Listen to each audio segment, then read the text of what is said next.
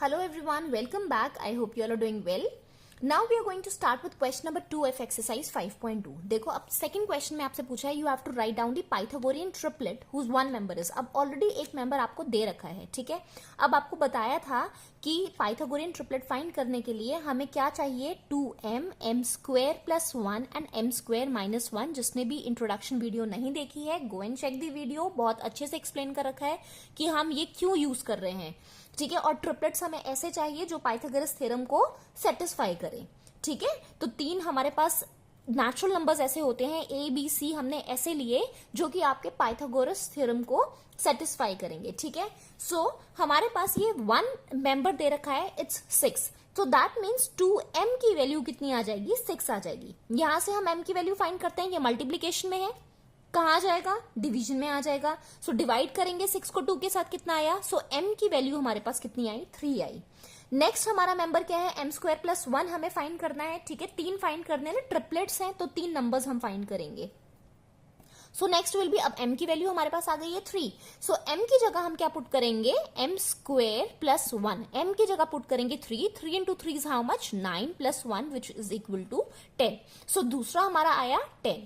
Third हम find करेंगे m square minus 1 में पुट करेंगे. सो m की वैल्यू कितनी आई, 3. 3 square is again 9. 9 minus 1 is how much, 8. So these are your Pythagorean triplets, 3, 10 and 8. Clear?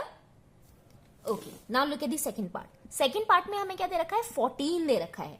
So that means 2m की value कितनी आ गई, 14. सो यहां से हमारे पास m की वैल्यू कितनी आई, 7, ठीक है. सो अदर 2 हम फाइंड करेंगे, m स्क्वायर प्लस 1 में 7 की वैल्यू पुट करेंगे. m की value 7. 7 into 7 is how much, 49 plus 1 which is equal to 50. तो दूसरा आया हमारा 50.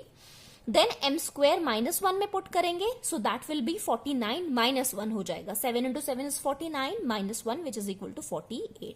तो हमारे पास 3 पाइथागोरियन ट्रिपलेट्स यहां पर क्या आए हैं, यहां पर आया 7, 50 एंड 48. क्लियर?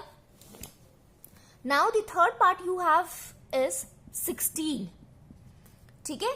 तो 16 में हम क्या करेंगे, अगेन 2m की वैल्यू हमारे पास क्या आ गई, 16 आ गई. सो m की वैल्यू यहां से हमारे पास कितनी आई, 8 आई. क्लियर? फिर m स्क्वायर प्लस 1 कितना आ जाएगा, 8 8 जा 64. 64 plus 1 is how much, 64 plus 1 which is equal to 65, ठीक है. Next m square minus 1, 64 minus 1 which will be equal to 63. तो ये हमारे 3 पाइथागोरियन ट्रिपलेट यहां पर क्या मिले हमें, 8, 65 and 63. I hope this is simple, ठीक है. सेकेंड्स में हमारे आंसर्स आ रहे हैं. Fourth we have 18. So 2m की वैल्यू हमारे पास कितनी आई, 18. सो m की वैल्यू यहां से क्या निकल कर आई, 9, ठीक है.